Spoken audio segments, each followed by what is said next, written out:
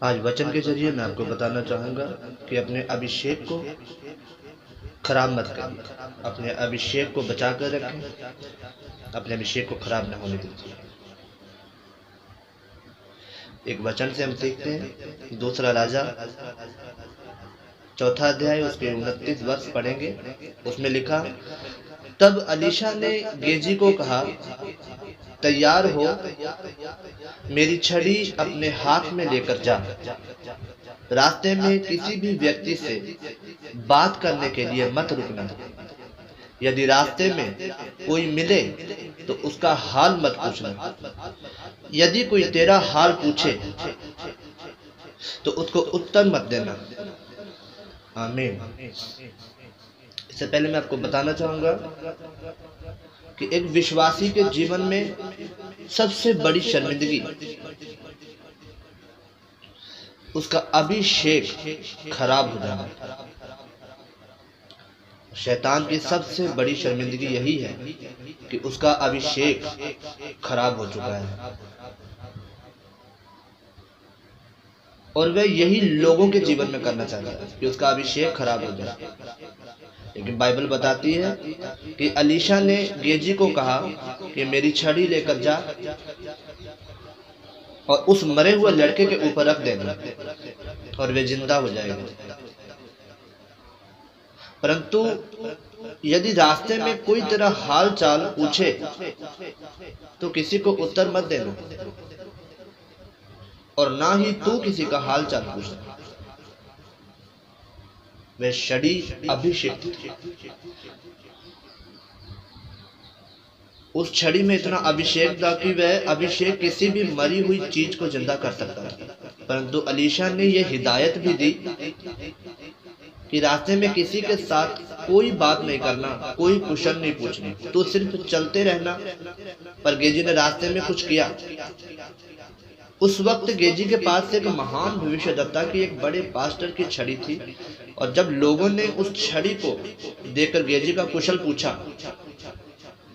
तो गेजी ने बड़ी शान से छड़ी घुमाते हुए कुशल बताया। गेजी ने हिदायत को तोड़ा और वह अभिषेक खराब हो गया। और जब उस मरे हुए लड़के को जिंदा करने लगा तो बाइबल बताती है कि लड़का जिंदा ही नहीं हुआ। जब उसने छड़ी उस लड़के के ऊपर रखी, लड़का जिंदा नहीं हुआ। और बाइबल बताती है गेजी बेइज्जती के साथ वापिस आया। मैं आपको बताना चाहूंगा, आप एक बात याद रखें, शैतान आपसे नहीं डरता, वह आपके अभिषेक से डरता है। शैतान नहीं चाहता कि अभिषेक आपकी जिंदगी में, आपकी लाइफ में रहे। इसलिए उसने गेजी को भटकाया, उसके अगुवे की हिदायत को तुड़वाया। और यदि सोचा जाए तो वह हिदायत इतनी भी बड़ी नहीं थी और ना ही उस हिदायत का कोई मतलब बनता।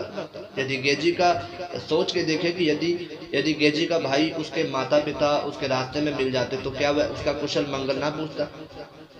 आज हम पास्टर बन जाए, हम दास बन जाए, किसी रास्ते में हम जा रहे हैं और हमें हमारे माता पिता या हमारा भाई अगर हमें मिलता है और हम अगर उससे नहीं बोलते तो वो क्या सोचेगा। सोच के देखिए, वो कहेगा जब तक तो ये आम था तब तक तो अच्छा था, आज जैसे ये दास बना, ये अपने माता पिता को भूल गया, अपने भाई बहन को भूल गया। लेकिन एक दास ये जानता है, एक दास को ये पता होना चाहिए कि उसे किस काम के लिए भेजा गया है। उसे ये सोचना चाहिए कि मेरी समझ जो मर्जी करे, मैं इस काम को पूरा करने के लिए, अपने अभिषेक को संभाले रखने के लिए हर आसान से आसान और मुश्किल से मुश्किल हिदायत को मानूंगा। लेकिन उसने ऐसा नहीं सोचा। हिदायत टूटने पर अभिषेक खराब हुआ और कोई भी चमत्कार नहीं हुआ। आमीन।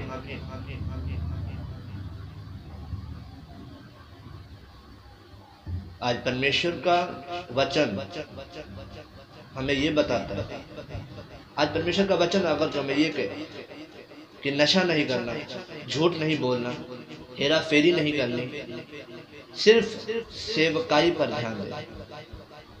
और परमेश्वर कहता है अंत में मैं तुझे चमत्कार दूंगा, गवाही दूंगा, वह आशीष दूंगा जिसके लिए आप बुलाए गए।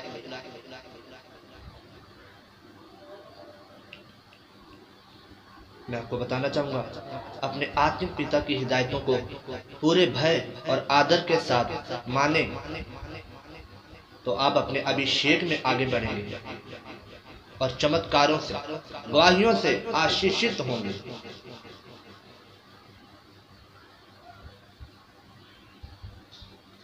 अपनी आंखों को बंद करें, आज के वचन के लिए प्रार्थना करते हैं। सर्वशक्तिमान परमेश्वर, मैं जान गया हूं पिता कि मुझे अपने चमत्कार के लिए, अपनी बुलाहट को पूरा करने के लिए अपने अभिषेक को संभाल कर रखने की जरूरत है। और वह अभिषेक मैं अपने अगुवे की हिदायतों को मानकर उनकी अधीनगी में रहकर संभाल सकता हूं। इस गहरे वचन के लिए मैं आपका धन्यवाद करता हूं। मैं अंगीकार करता हूं पिता कि मैं अपने अगुवे, अपने आत्मिक पिता की दी गई हिदायतों को पूरा करूंगा और उनकी अधीनगी में चलूंगा। हे पिता, जो वचन आज मैंने सुना है मेरे जीवन में 100 गुना फल लेकर आए।